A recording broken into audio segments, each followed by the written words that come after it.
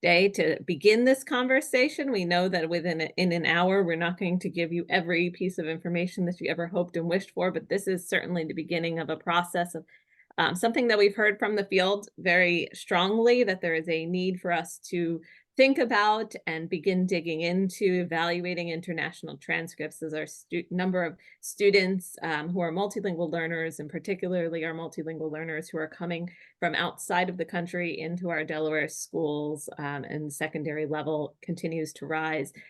So we are excited to have Phoenicia Grant here today with us, and Melissa Lambert will give us a little bit more information and logistics. But we thank you for taking time to dig into this important topic with us. I also want to just illustrate that this is also part of our Multilingual Learner Strategic Plan, which was just released in December. This is a roadmap for the Delaware Department of Education as we work to transform multilingual education across the state and improve the daily experiences of our multilingual learner students and families. So thank you for making this part of your work, and we thank you for being a partner as we continue to go through this process. Melissa? Wonderful. Thank you so much, everyone, for being here, responding to this important need. We want to give a shout out to Save the Date for the Department of Education in Delaware's 4th annual virtual conference, April 17th through 18th. And if you are new to this conference, you will get a lot of information, a lot of networking time. It's a wonderful place to be and really features a lot of Delaware's expertise during this conference. So save the date, April 17th and 18th. You'll look forward to more information coming up for that.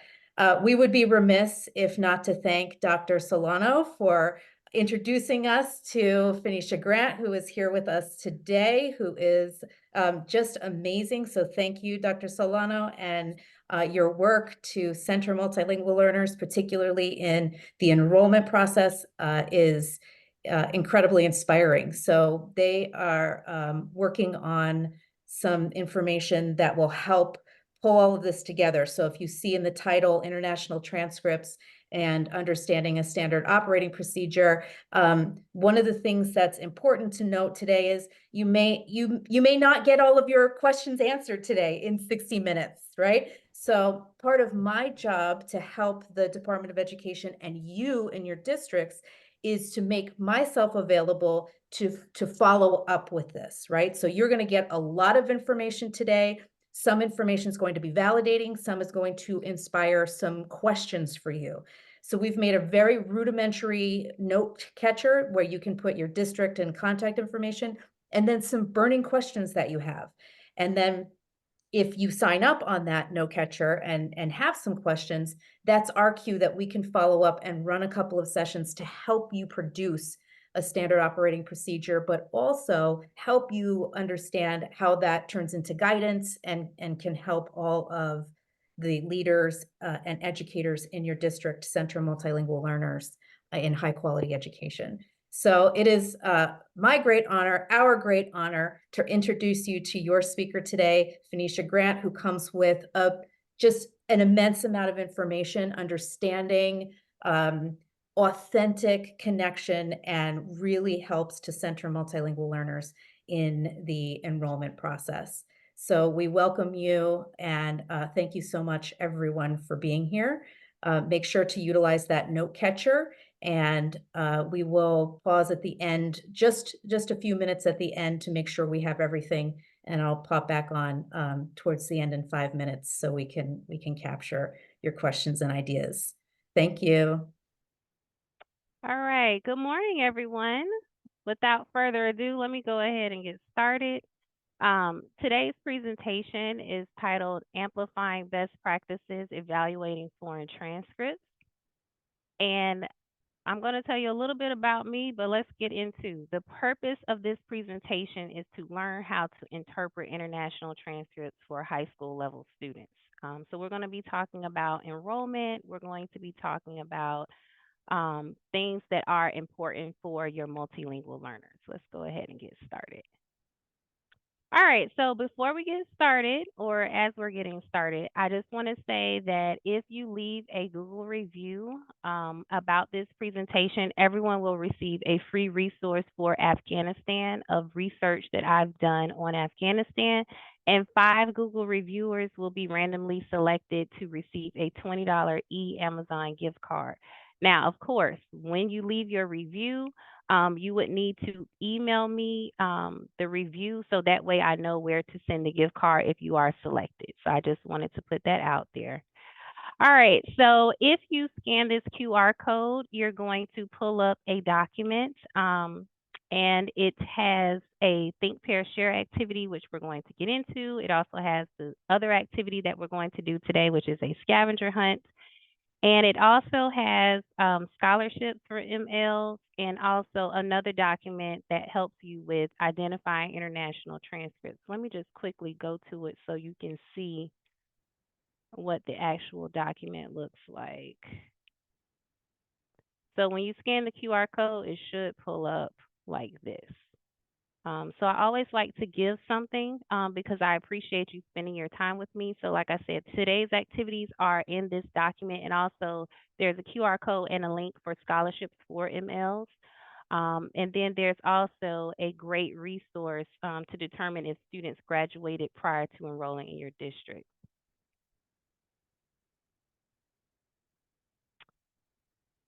So please scan that QR code. Okay, so a little bit about me. These are some of the things that I've been fortunate to do, but the very most important thing that I want to share about myself is I am a first generation college graduate, and I owe that to my school counselor. Previously, it was my guidance counselor, Michael Sushel. I am so grateful that he told me to give college a try. I was considering working full time at Walmart, Super Walmart back then, if that dates me. And he said, Phoenicia, with this 2.4, why don't you give it the good old college try? And I was like, I need money now. But anyway, I took his advice, and years later, here I am. I started out as a ESL teacher because I got some bad information that counselors didn't have good job security. And then about 7 years into my career, I thought about that conversation and where I was as a teacher and helping my English learners and my multilingual learners. And I thought about going back to school. So I've been working in this capacity at the district level, evaluating foreign transcripts for about 11 years. But I would not be here if it was not for Michael Sushel because I was definitely considering working full time. So I always have to give him a shout out. But that is the most important thing about me. I am boots on the ground. I'm employed full time in a school district. I am a counselor, and I work in the EL Studies department. I train districts all over the country on evaluating international transcripts, researching laws about enrollment. So that's a little bit of my background. So let's go ahead and get into it. So our first activity today, if you scan the QR code again, I love QR codes. So if you scan the QR code again, we're going to do a Think, Pair, Share. So what I'm going to do is I'm just going to share the actual Think, Pair, Share on my screen. Hopefully everyone can see this. Oh, that's too big. Okay. So in your group, all right, that's how we're going to do this. So you can if you're if you're at a school and you're near other people, you can discuss, or we can read quietly and we'll come back and discuss in a few minutes, however you want to do it. So it says, read each scenario below. Discuss the possible solutions with your partner and share your thoughts with the group. Congratulations. You've just been hired as the International Transcript Evaluator for your school district. On your first day of work, you were confronted with several special cases. As a result, the superintendent has requested a conference with you and your supervisor to discuss the rationale for your decision. So I do want to tell you that because of the time constraints, we only have 2 scenarios, but all of the scenarios that are part of this activity have gone to the superintendent's cabinet in my district. So these are real life scenarios. So you can read scenario 1. and I'll give you about 2 minutes to read it. And then when we come back, we can just discuss. Anyone can unmute their mic and just discuss how this would look in your district. Now, since we have people from different districts, I want to say what happens here stays here. This is Vegas, even though the state is on, right? But the purpose of this presentation is to show that depending on where the student enrolls, the practice is going to be different, right? Because best practice is a procedure that's not written down. But we'll talk more about that after we discuss scenario 1. I'm going to put some music on in the background if that's okay. But go ahead and read scenario 1. I'm going to give you 2 minutes and then we'll come back as a group to discuss. For those of you that were struggling to get the QR link, it looks like they have been dropped in the chat and you should be able to click. Thank you. I'm so sorry about that. That's okay. Not your fault. I think we have just some people that there are limitations in school service and things of that nature. So.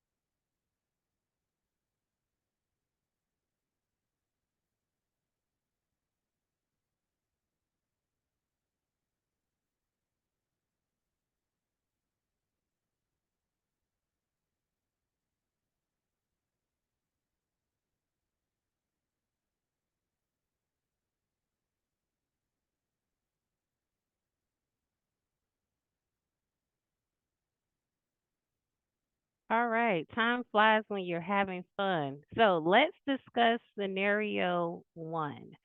I'll read scenario 1.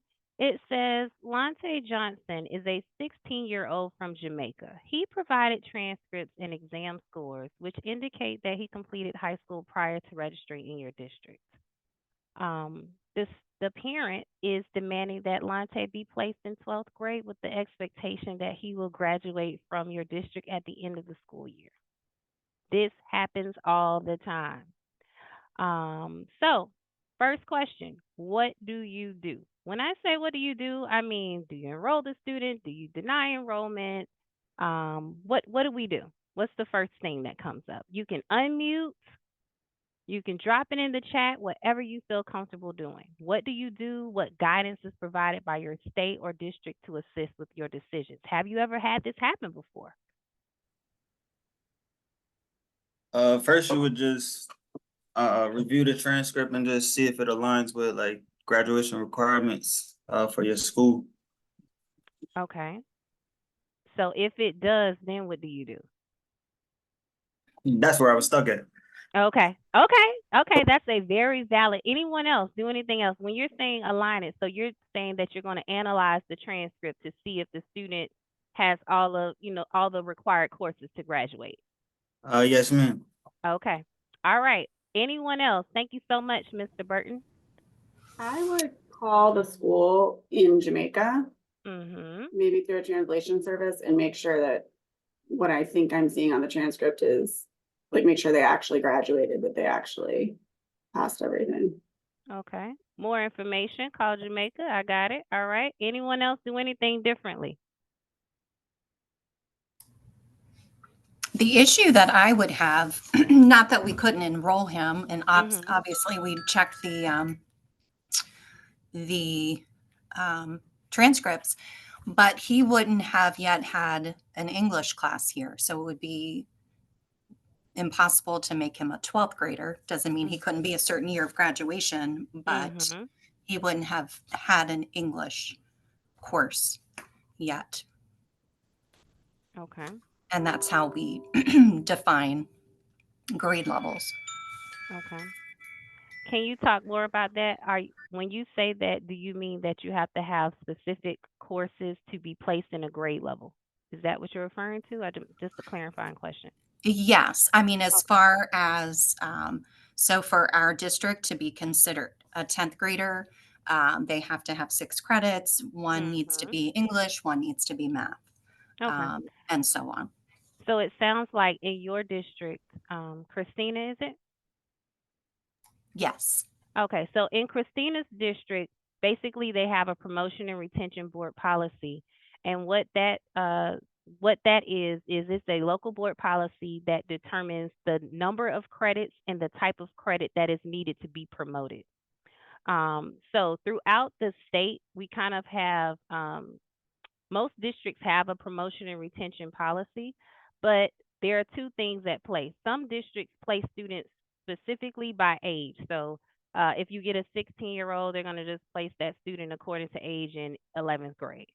Other districts, they require a certain number of credits and a certain type of credits.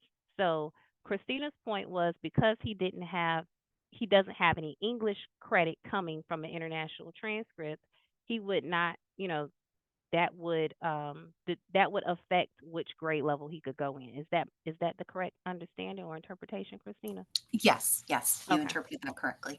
Okay, thank you. Any other suggestions of what you would do if you had this student before I share the information that I have?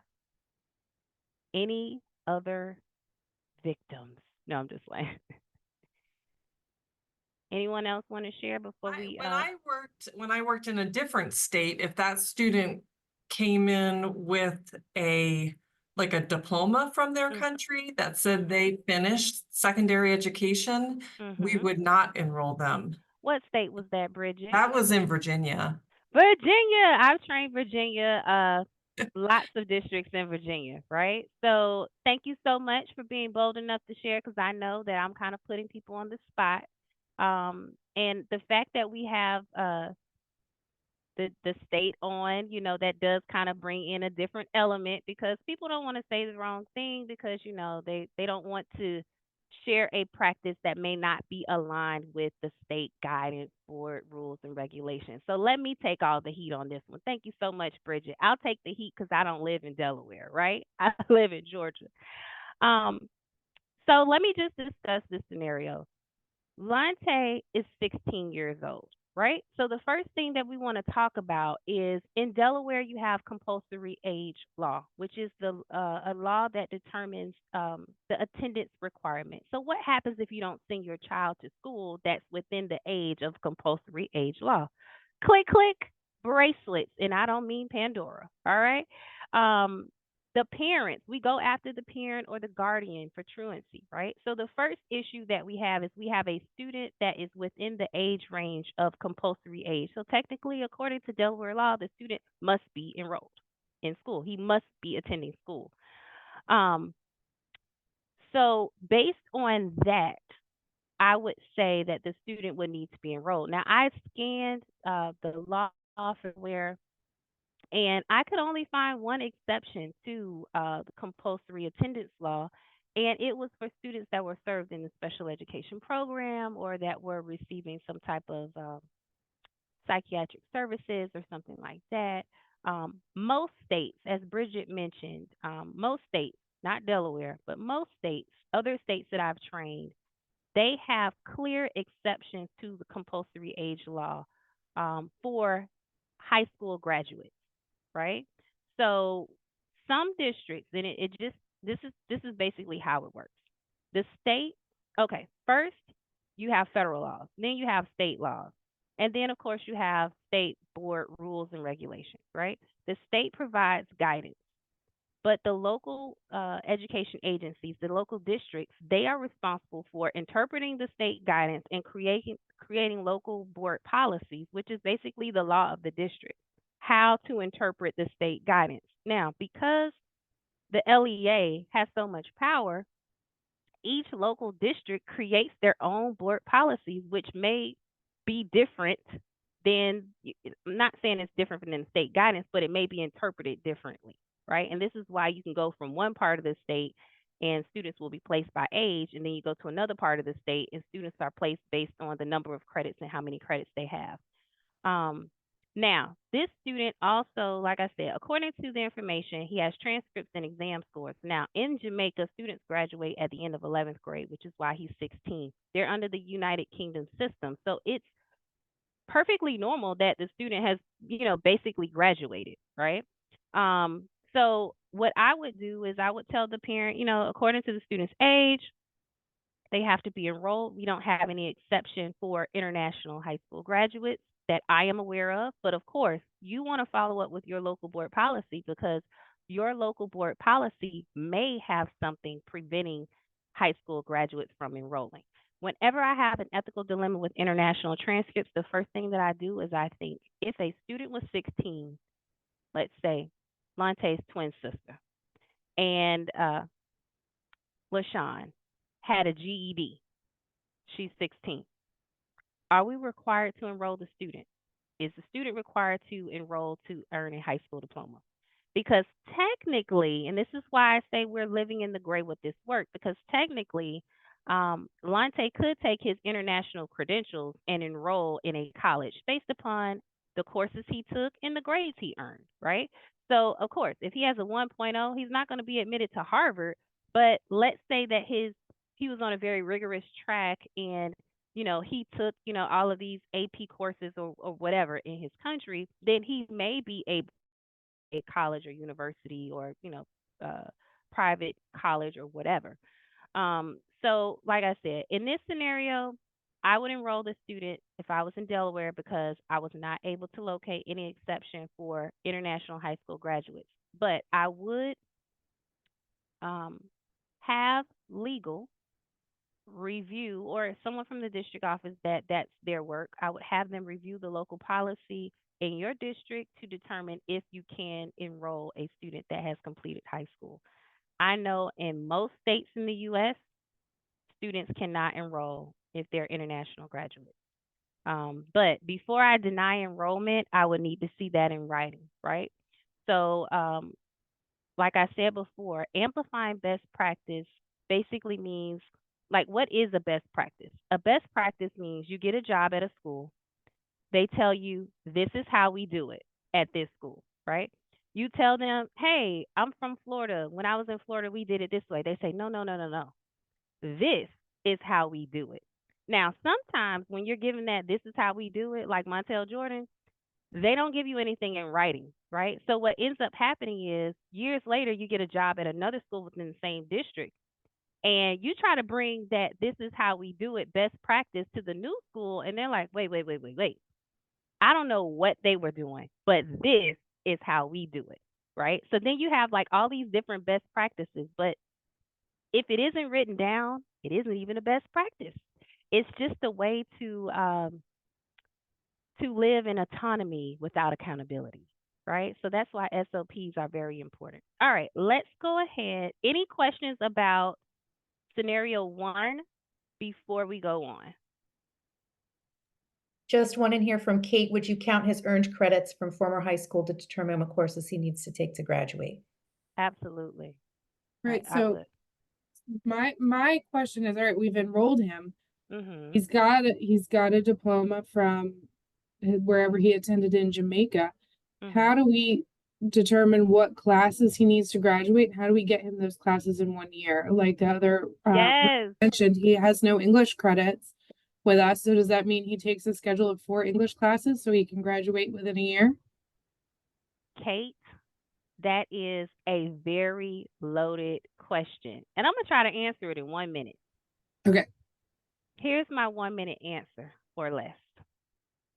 The first thing is, according to NCAA guidelines, if the instructional language is in a country is English, the student can receive English for the English they took in their country, right?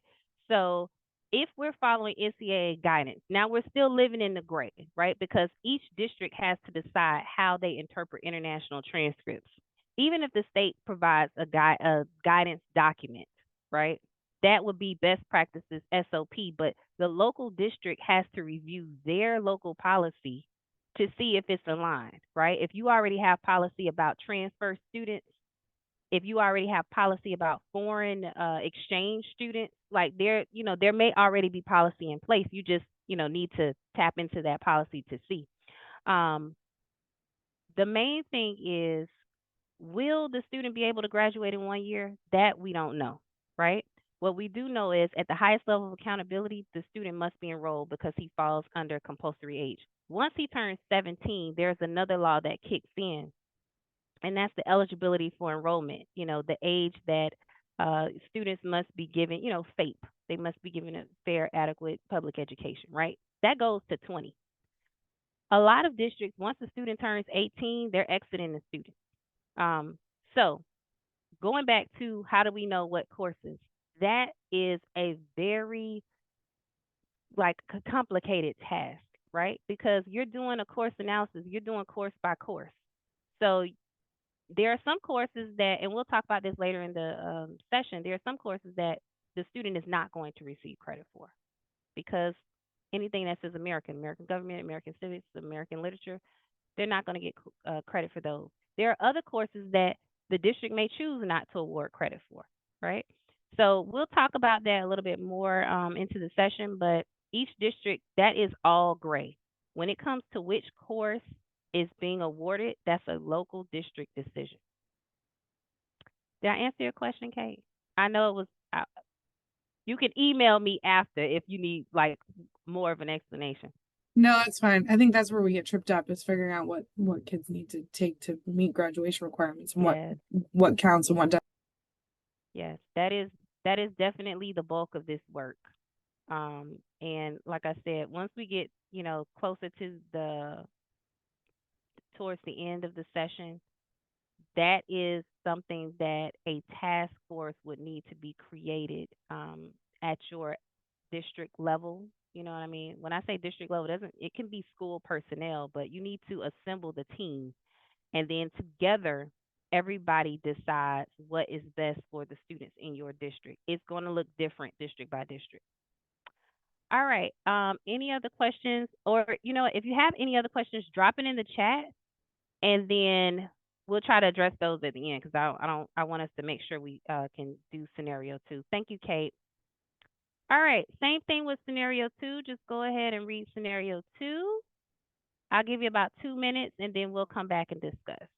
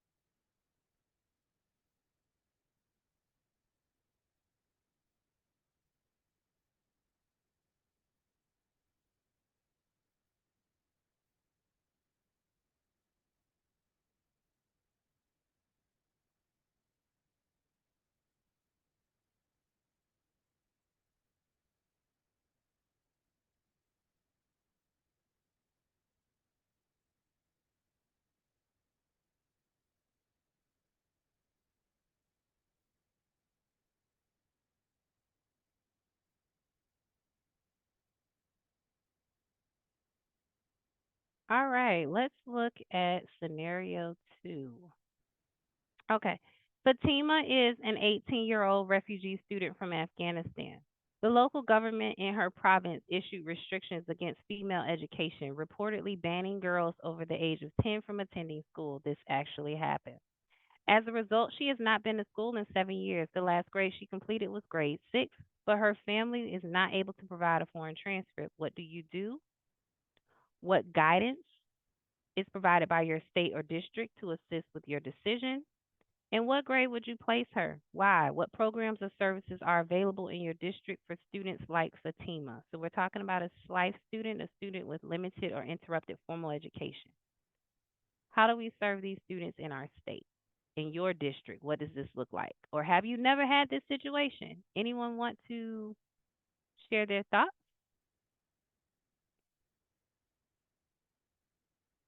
All right, Kate raised her hand. So we actually had this scenario yesterday. Wow. Yeah. I can't make this up. It wasn't Afghanistan, but very similar situation where the student was 19 Mm-hmm. and had not attended school since 8th grade, so no high school credits. Mm.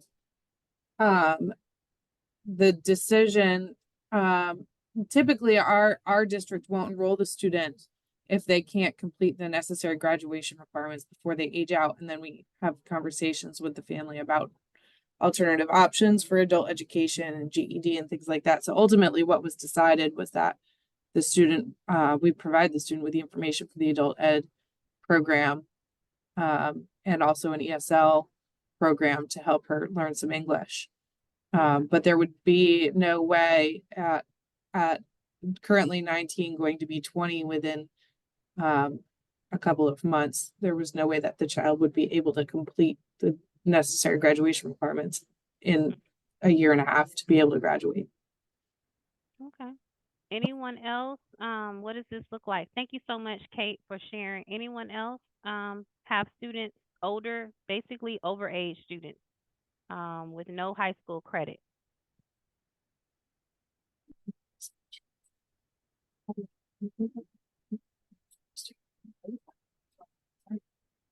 Yeah. Okay. Lydia, So, did you withdraw her? Oh, Kate, you're not muted. I'm sorry. I'm just gonna put perk out. It's not gonna help me. Yeah. Okay, Carrie said we did the So- same thing. So I'm looking at a something that was shared by Ms. Rodriguez, and she says she was referring to Delaware does not exclude students who have graduated from another country per our laws. And then in her last sentence, it says students have the right to enroll through age 21. So what I will say is, even if a student can't, based on her guidance and the information that I've researched, even if a student cannot complete graduation requirements before they age out, they still have the right to enroll. Of course, we present the family with all the information. We tell them that, hey, you're not, I'm looking. Yep, that was my understanding. Yep, we have kids, we have enrolled kids in this scenario. Yeah, so my understanding is if the student until the student turns 21, they are eligible to enroll, which means they have the right to enroll. So the highest level of accountability is, of course, compulsory age in your state, 5 to 16, and then you're going to look at the second level of accountability, which is eligibility for enrollment, the right to enroll. So if you violate someone's rights, that's also, against the law. You're not you are not aligned with the state laws and state board rules and regulations. Now, I always say follow the evaluation. A lot of administrators are evaluated based upon graduation rates, right? So I've heard this so many times in so many districts across the country that the student's not going to be able to graduate. It's going to hurt our graduation rate. And we do know that. Like I said, the most important thing is we follow the law. We let the family know that, hey, you have the right to enroll in a traditional or comprehensive high school based upon your age. However, once you turn 21, you will no longer be eligible to enroll. And then at that point, you can tell them we also have a program, adult ed We also have an adult ed program or GED program where the student would be able to, complete high school sooner or get the equivalent of a high school diploma. You can tell them all the options, but let the parent make the decision. We are 100% neutral in this decision. When we make the decision, we are the ones that are liable. But like I said, okay, we have some. Maria has a okay, so one person said, Brianne said, I think high school would be a good bridge for the student if they could go on to adult education. They have huge gaps and will need to be told yes, but not no. But with the understanding that graduation most likely won't happen. Definitely tell them the bad news up front that it's a great possibility that you are going to age out before you can complete all of your graduation requirements, but you do have the right to be enrolled in a traditional comprehensive program. But also give them the information about, what comes next. Ms. Rodriguez said a discussion with the family and the student is critical to help them understand that they have the right and and to also just gather what their hopes and dreams are. And we cannot chill enrollment, but can engage in planning with the family to help them understand, their options. And if graduation is the goal for the student, it becomes our responsibility to determine a path forward. All right. So I'm just reading the comments. So yeah, that's all I have for this one. This one was kind of easy peasy lemon squeezy. Like I said, based upon the age, I would place a student in 9th grade if you have a promotion and retention board policy. If you don't have a promotion and retention board policy, which determines the number of credits and the type of credits, you could always place a student in 12th grade, and then they would stay there until they earn their graduation requirements. It just depends on your local policy.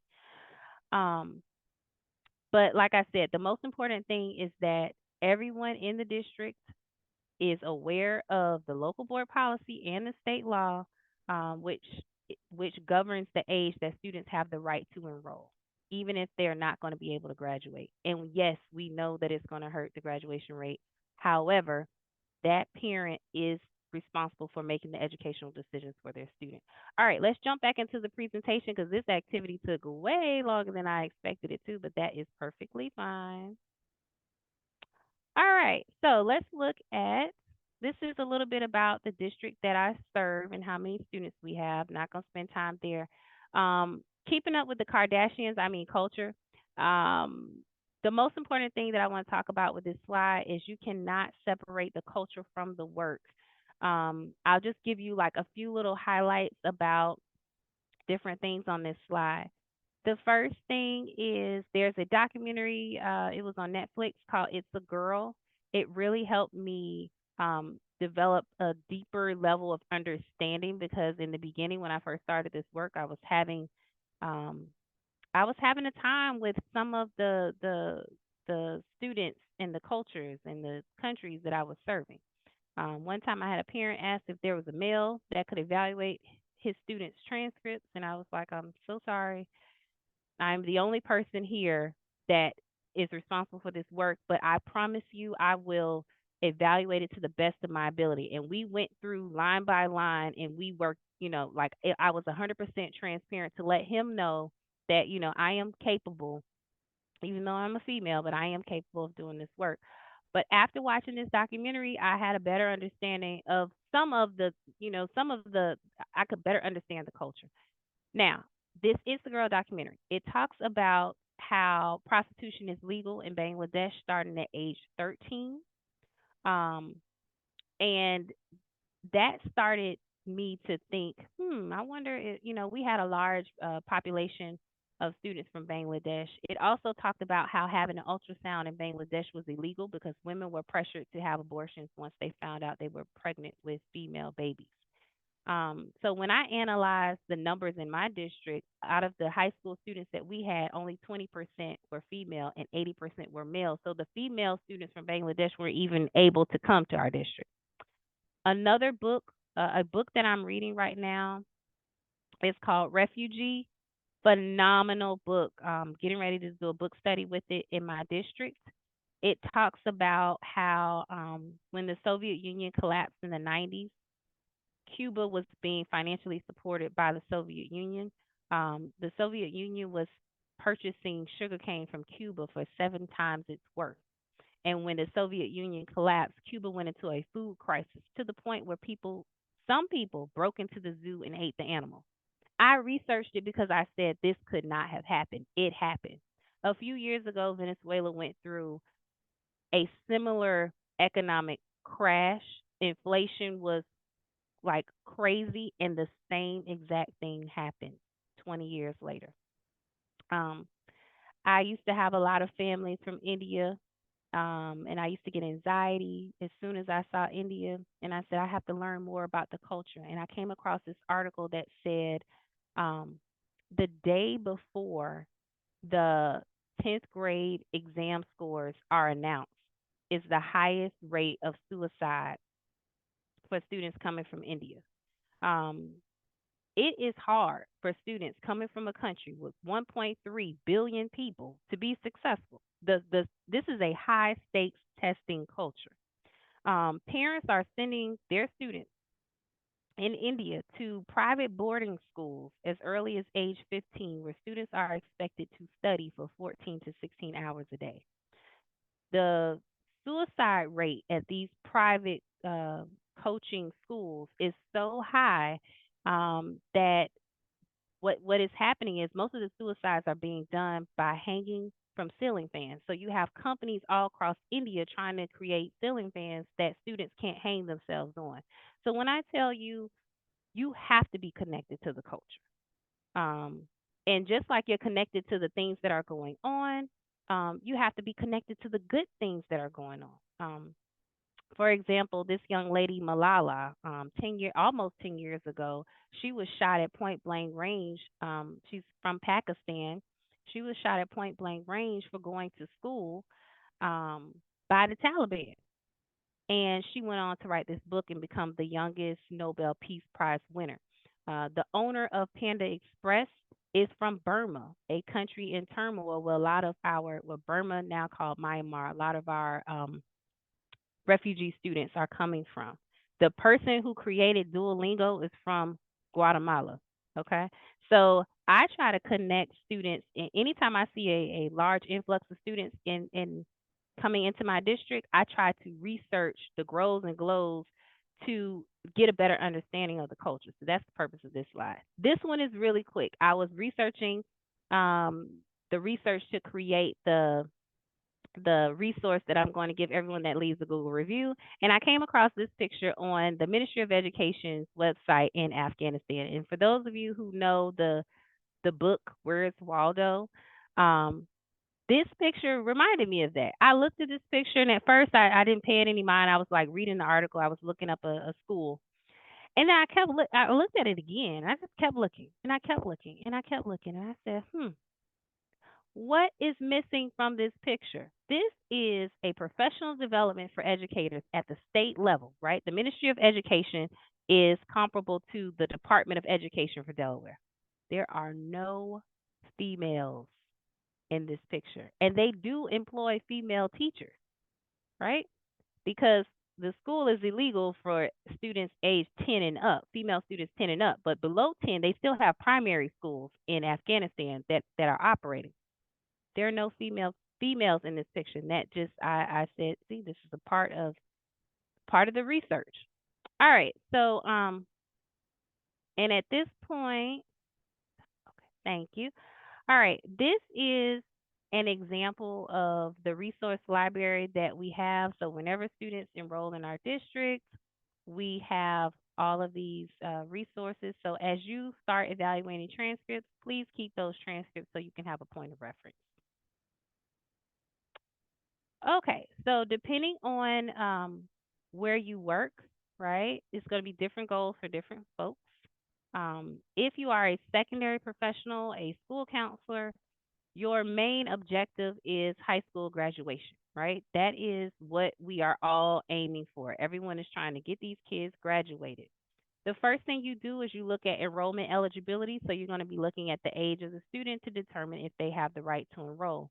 Next, you're looking at grade level assignment, which is going to be If you have a promotion and retention board policy, how many credits, what type of credit, or if you don't, the age of the student.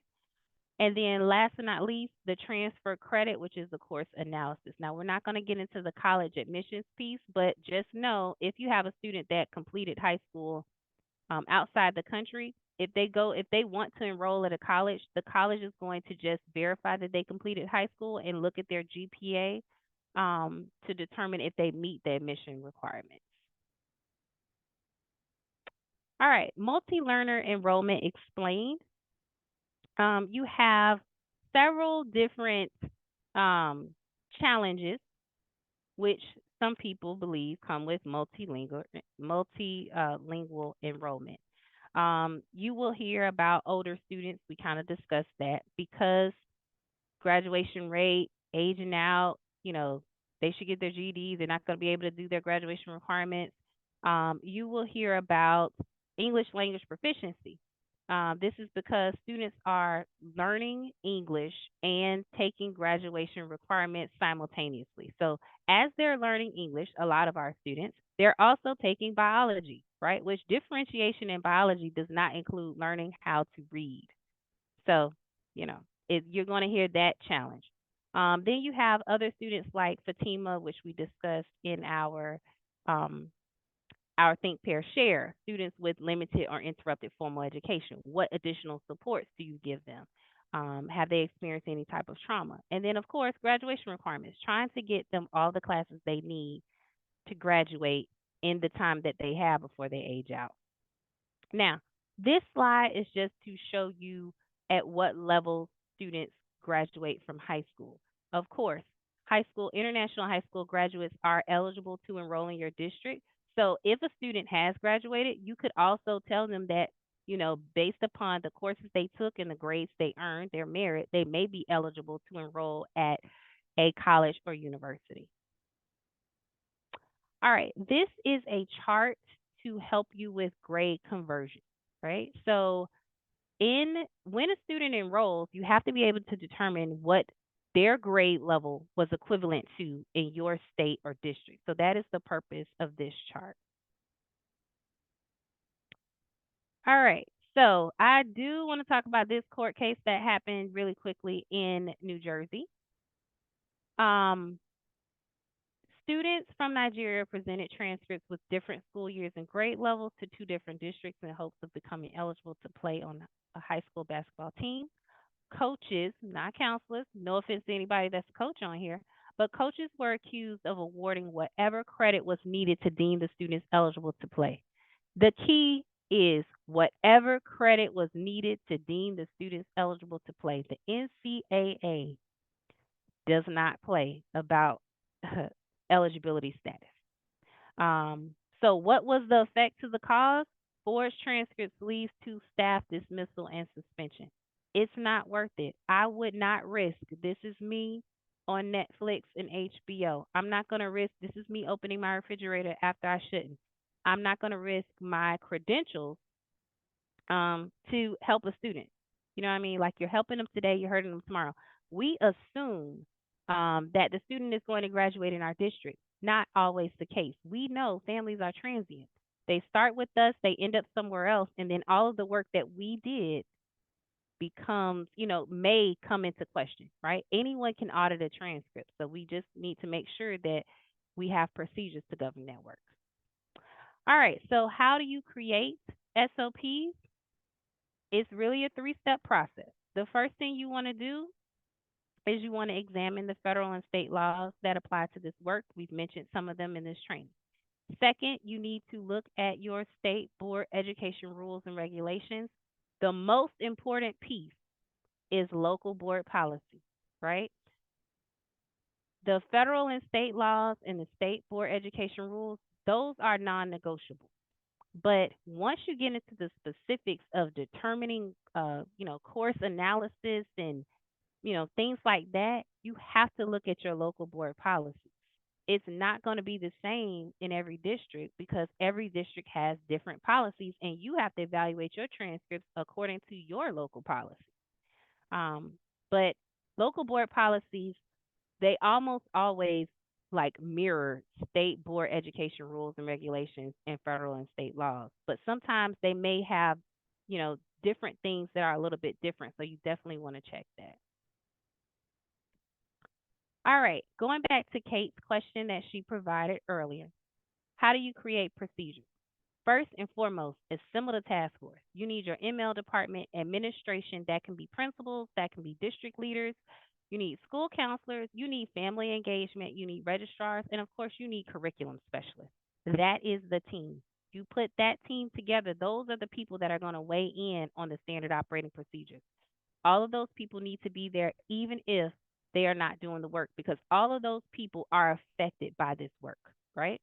The ML department, they're going to be looking at the English proficiency of the student. Administrators, they're dealing with the appeals from the parents. School counselors are doing the course analysis. Family engagement, they are boots on the ground working with the families. Registrars are determining enrollment status. District curriculum leaders, they're the ones who are looking at the course description guides from outside the country to make the final decision. So you need all of those people at the table. If they're not at the table, what did someone say at another training? If you're not at the table, you're on the plate, right? Yeah, they need to be at the table. So you need to come up with an appeal process. You need to determine how grade level is going to be assigned. What are the translation requirements according to the Office of Civil Rights? What is the mandate? You want to determine if you have a credit max. What are the U.S. equivalent grades? Are they going to be alpha grades, pass grades, numerical grades? You want to determine what is the U.S. equivalent course. What is the interview and research process? You want to verify the legal proof of age, right? I can't tell you how many students have a transcript that doesn't match their I-94 or passport or birth certificate. And then once you have all of that, you need a process, which is, what's the time frame for evaluating the transcript? Is it done at the district level? Is it done at the school level? So those are some things that you definitely want to consider. Now, transcript evaluation, do's and don'ts. International educational system, is it trimester, semester, annual, or quarterly? That's all that means. You need to know that. Science courses, are they standalone? If you see biology, chemistry, and physics, is it a standalone course or are you going to combine? English literature credit, how are you going to determine if English literature credit is awarded? Are you going to use NCAA guidelines? Are you going to, this is all the gray, but these are some of the decisions that you need to make. Math, how are you going to award math credit? Are you going to require that everyone takes a math assessment, or are you going to give math credit to everybody? Whatever you do, it has to be fair and sustainable. Every school in your district should be following the same procedure. Things you don't want to do, okay? You don't award any course that says American government, American civics, American literature, unless the student is coming from a U.S. accredited school. So, for example, if you have a school that's in Argentina and it's accredited by Cognia, that's a U.S. school on foreign soil. That's not a foreign transcript. That's a U.S. transcript that just happens to be located outside the U.S. You don't want to award full credit for every course that's on the transcript. You need to know how many hours were spent in each course, right? So you're going to have to do like an interview process. The reason you don't do that is students in Afghanistan, they take 16 courses in 1 year. They're not going to their courses every day. They're not in school for 16 hours a day. So you do need to determine, how many hours. So you just don't look at the transcript and give them credit for every single course. You need to determine how much credit is given. Is it a quarter? Is it a half? Is it 3/4? Is it full credit? What is it? Don't revise without new information or documentation. This basically is the appeal process, right? Once you evaluate the transcript based on your SOP, you cannot make any changes to it unless you get new information or documentation, right? And then English elective courses. Don't award English elective courses to everybody. You would need to do some type of probing, like is the instructional language English, or is it do you have a course description guide? Course description guide is always the best, but it holds up the process.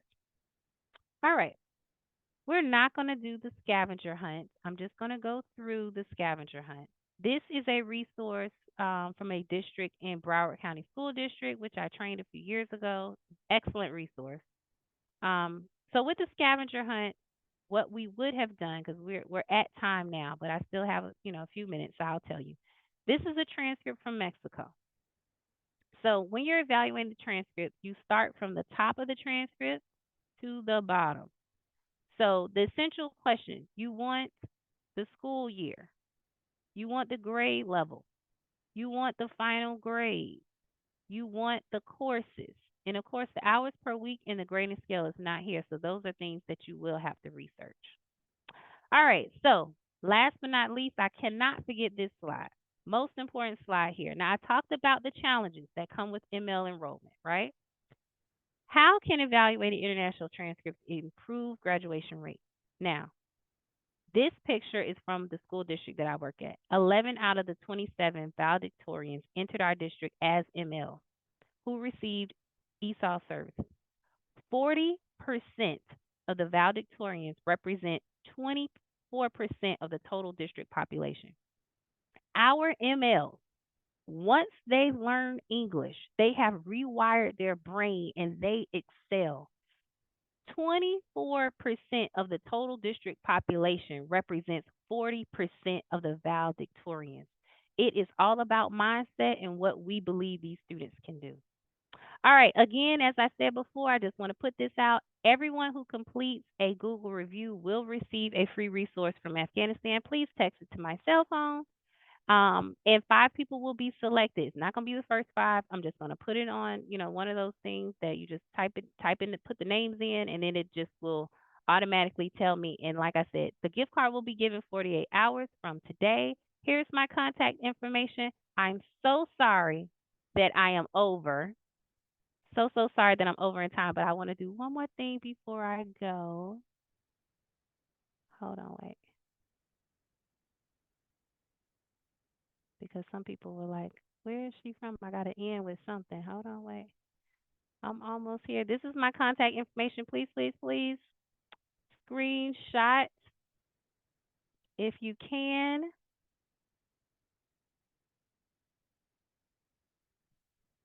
That's it.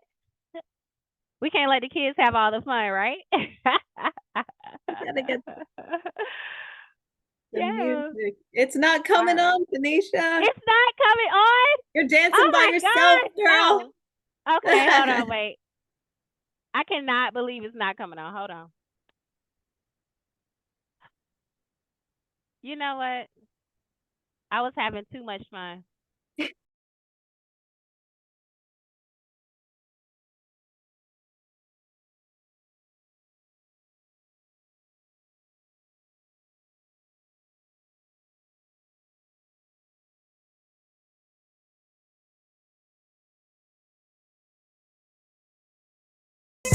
More information will be coming, and we will share resources and slides. Thank you so much, Phoenicia, for the wealth of knowledge. There will be a session at our conference coming up. And we have some requests for your contact information back up there, Phoenicia, if Okay, at all possible. I'm sorry. Let me go back. I think Melissa may have stolen some information there, or the screen share. Wait, hold on, wait. Let me go back to this. Let me share it back. I'm afraid my usher's gonna come back on. Okay, there it is. Okay, can you see it now or no? Yes. Okay, great. And we know that's the tip of the iceberg, but this is just the beginning of our journey in trying to begin these conversations and get us all thinking about how we move forward to make sure that we are doing the best by our students and families as they come to us into our school systems. So thank you so much for being with us today. We really, really appreciate it. And hopefully you've had a chance to put questions in the note taker, and we will make sure to go through all of that, follow up, and determine our next steps moving forward at the department to support all of you. Thank you so much. I appreciate that too. People are signing up in the note catcher. So the intention there is to take everything we're learning here and apply it to your district, find out where your strengths are already and where you need to build out some almost like a flow chart, right? Dr. Solano has done an amazing job of creating this already for Brandywine. So building off of what we've learned there and creating just so that there are so many things, you're being proactive about this and not having to make so many of the reactive decisions. And Phoenicia Grant, thank you so much for your time, your expertise. We will be calling on you again. Okay. I'm ready. Thank you so much for not allowing me to dance by myself, because that is the worst thing. I'm the only one that heard the music. I'm like, oh, I knew that was gonna happen. All right. Is there any? Do we have any questions? I know people are leaving because we are 5 minutes over. Just you let me know, Melissa. Okay, just a few questions about what they'll have access to on the website and that kind of thing. So some of that we can do follow up with and create sort of a resources category, right? So examples of plans that people are creating that are the same across districts, and then maybe some sort of resource in Delaware that shows district specific work. And then of course, really, we really have been listening to the comments and communication around here, and it's like maybe even one more session that's specific about digging into the transcripts and some of those ideas that you presented there too. So we can talk offline about that, but check back to the note catcher, everyone, and we'll make sure to put out another session for you. All right. Thank you is it- so much. There's one question about the manual that you mentioned. The resource from Afghanistan. I'm thinking it may be the one that had I think it was Broward County document. Perhaps that's my guess. Okay. If you're on and want to clarify, please feel free. Okay. I can look for, if you send me your I think I have it email. as well and can share it Okay. out. Okay. Yeah, on the website, it says Foreign Transcript Evaluation Manual, and then you have several volumes. Are we able to have access to that? Oh, no, that's separate. But I Oh, thought you okay. were, yeah, those are resources that I offer. Oh, okay. Yeah. But if you So do a we can Google review, purchase. It's you like can, for purchase? yes, ma'am. But Okay. if you do a Google review, you'll get the country profile snapshot for Afghanistan. So it's like a 3-page document, but it has like all the information you need to evaluate a transcript from Afghanistan. Okay. All right. Thank you. You're welcome. Thank you. Can you put that